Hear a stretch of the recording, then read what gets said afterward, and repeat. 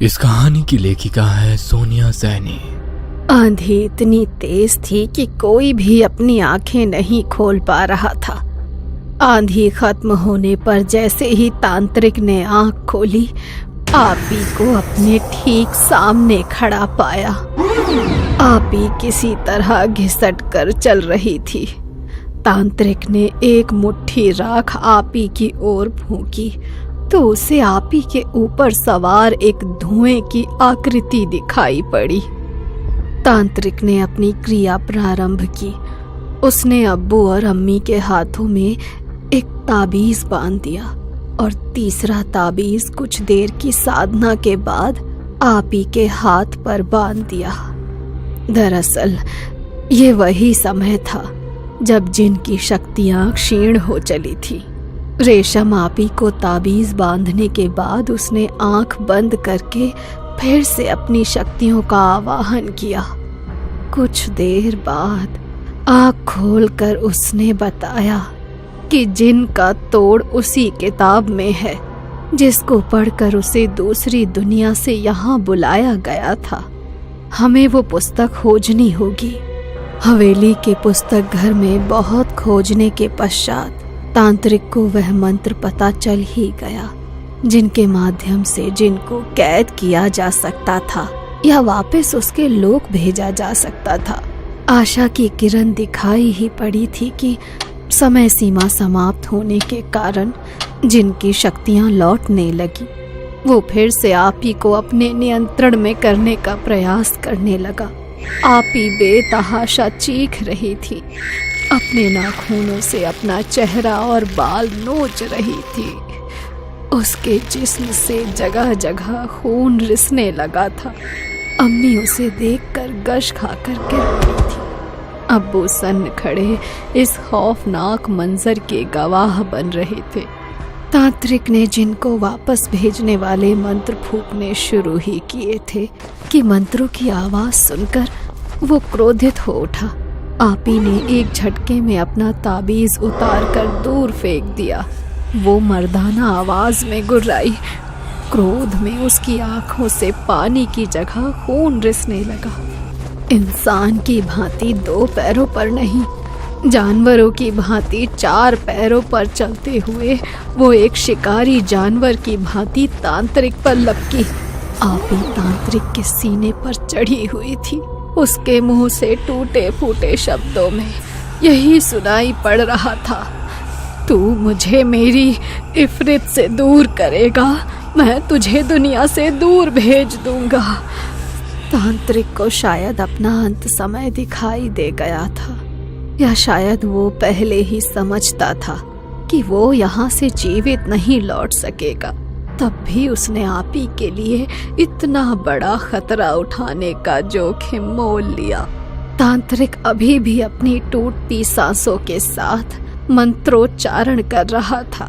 अपनी अंतिम सांस के साथ ही उसने जिन को एक छोटी सी डिबिया में कैद करने का अपना अंतिम मंत्र फूंक ही दिया, किंतु उसे उसके लोक में वापस नहीं भेज सका। आपी निढाल सी एक तरफ लुढ़की पड़ी थी, एक बेजान शरीर की तरह।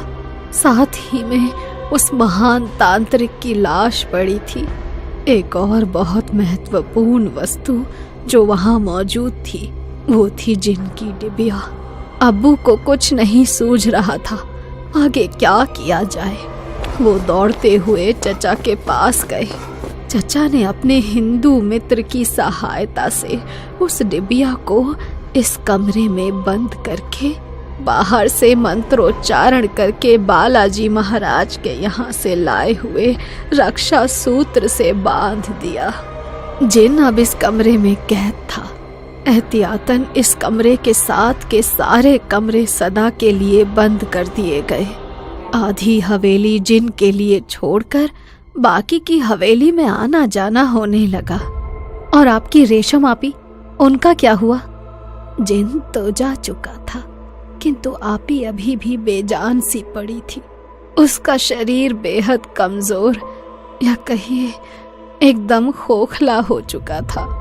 अभी तक शैतानी ताकत के प्रभाव से वो चल फिर रही थी, किंतु अब तो वो बिस्तर से हिल तक नहीं पाती थी। उसके शरीर पर लगे जख्म समय के साथ और ही बढ़ते जा रहे थे। साथ ही शैतानी जिन का अंश उनकी कोख में होने से उनकी ताकत क्षीण हो चली थी। 4 रोज तक जीवन और मृत्यु के साथ संघर्ष करने के बाद अंत में उनकी मौत हो गई। आपी की मौत के बाद अम्मी अब्बू बिल्कुल बेसुध हो गए थे। अम्मी तो कई रोज तक खाना ही नहीं खाती थी।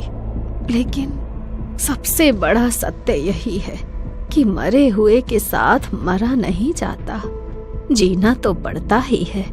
इसीलिए अपनी इकलौती संतान को खोकर भी बाकी बची जिंदगी को काटने के लिए अम्मी अब्बू के पास की बस्ती में एक छोटा सा मकान ले लिया और हवेली से सदा के लिए पलायन कर दिया। आपी की मौत के ठीक 5 महीने बाद मेरा जन्म हुआ, लेकिन उससे भी अम्मी के निर्जन पड़े मन में कोई हलचल पैदा नहीं हुई। मेरा सारा बचपन यूं ही उपेक्षित सा बीता। जिन चला तो गया था हमारी जिंदगी से, लेकिन एक अजीब सी मनहूसियत सदा मेरे परिवार का पीछा करती रही। अम्मी अब्बू अपनी जवान बेटी की अपनी आंखों के सामने हुई दर्दनाक मौत को कभी भुला ही नहीं पाए। आप ही के गम में अम्मी मुझे 12 बरस की उम्र में ही छोड़कर अल्लाह को प्यारी हो गई। अब्बू भी चुप की चादर लपेटे बस अपने दिन काट रहे थे। हमारे परिवार की खुशियां तबाह हो चुकी थीं। 17 बरस में मेरा निकाह हुआ तो लगा अब जीवन में कुछ रंग भर जाएंगे, किंतु यहाँ भी बदकिस्मती से मेरा पीछा नहीं छोड़ा।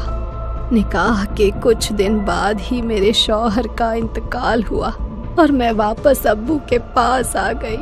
अब्बू ने कभी नेह भरे 2 शब्द भी नहीं बोले थे मुझसे।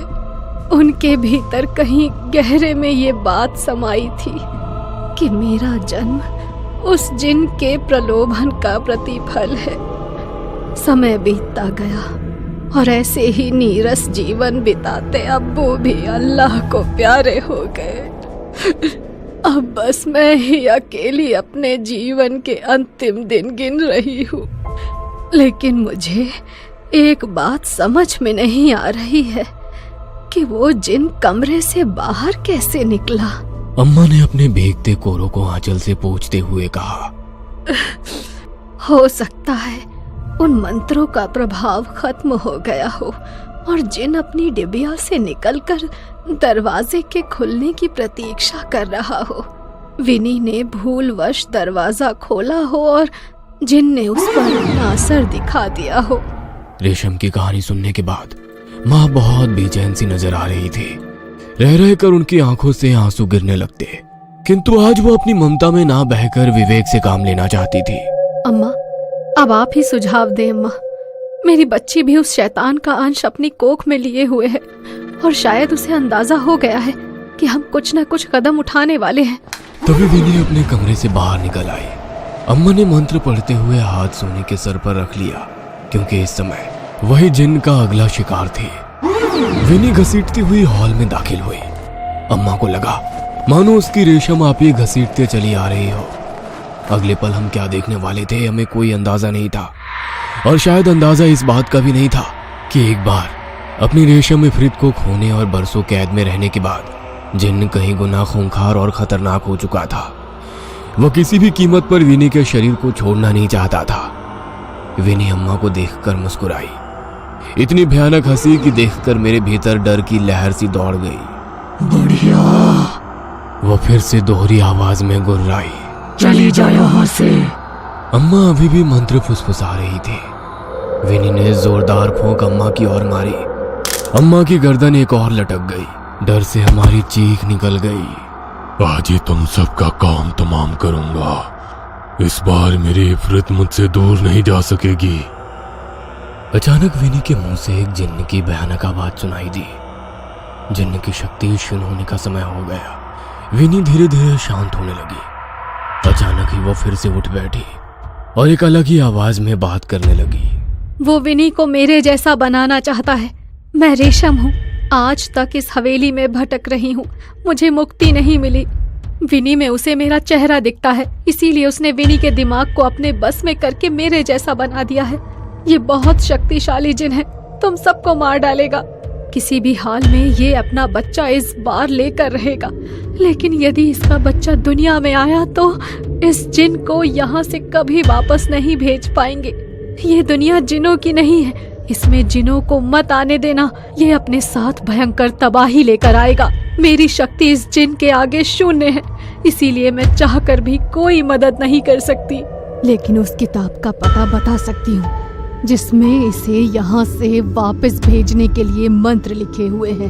अचानक एक तेज आंधी चली। एक किताब आकर उसके सामने गिर पड़ी। एक के बाद एक किताब के पन्ने पलटने लगे और एक जगह आकर रुक गए। सबसे पहले कागज पर इस मंत्र को लिखकर उसे पानी में घोल देना है। उसके बाद उस पानी से एक गोल घेरा बनाकर आप सभी को उसमें बैठकर इन मंत्रों को एक साथ पढ़ना है। वो जिन है, उसकी ताकत को कम मत समझना। वो तुम्हें डराएगा, भ्रमित करेगा, लेकिन तुम रुकना नहीं।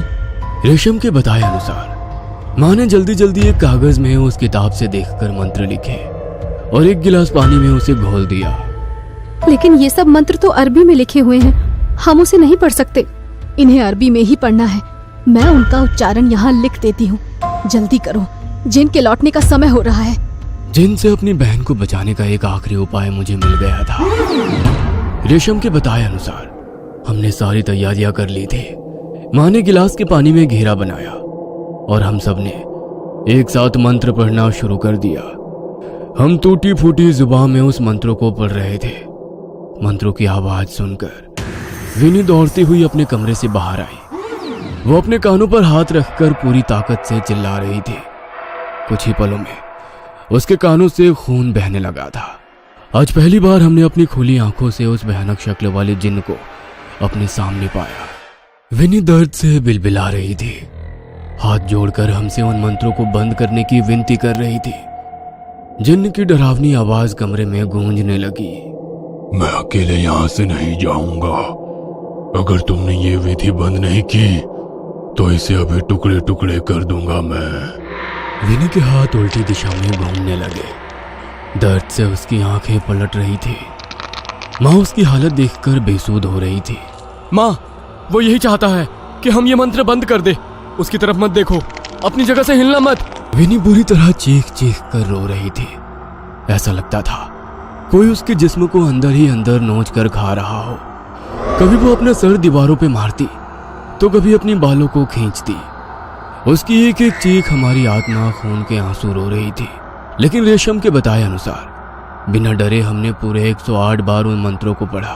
अंत में एक जोरदार चीख के साथ विनी उछलकर दूर गिर पड़ी। ऐसा लगा जैसे उसके शरीर को बिजली का झटका लग गया हो। अगले ही पल सब कुछ शांत हो गया था। शायद जिन अपने लोक में वापस चला गया था। विनी की हालत बहुत खराब थी। उसके शरीर के लगभग हर हिस्से से खून बह रहा था। हम उसे लेकर अस्पताल भागे। महीनों के इलाज के बाद अंत में मेरी बहन स्वस्थ हो गई। उसके पेट में पल रहा वो शैतानी बच्चा भी शैतान के जाते ही अपने आप गायब हो गया।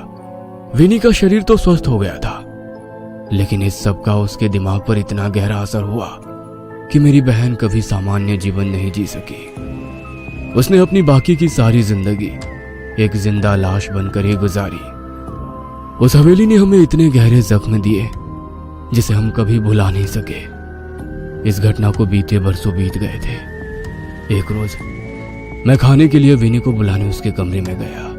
विनी, आओ खाना खा लो। विनी, मैं विनी को पुकारते हुए विनी के कमरे में गया तो देखा उसका कमरा खाली पड़ा हुआ है। अरे, कहाँ चली गई इतनी रात को? छत पर जाकर देखता हूँ। विनी को ढूंढते हुए जब मैं छत पर पहुंचा तो मैंने देखा विनी ने फिर से अपना सर दुपट्टे से ढका हुआ है और वो एक तरफ देखकर मुस्कुरा रही है। यह दृश्य देखकर मेरे बदन में झुरझुरी सी दौड़ने लगी। मैंने डरते हुए दूसरी ओर देखा तो मुझे एक धुएंनुमा आकृति हवा में तैरती हुई दिखाई दी। अनिष्ट आशंका में एक तेज चीख के साथ मैं जमीन पर गिर पड़ा था और मेरी डर से फटी आंखें एक बहुत बड़ी अनहोनी की ओर इशारा कर रही थी। ये कहानी आपको अच्छी लगी हो तो हमें सब्सक्राइब करें, हमारा इंस्टाग्राम और फेसबुक पेज जरूर फॉलो करें। और हाँ दोस्तों, सब्सक्राइब करना भूलना मत।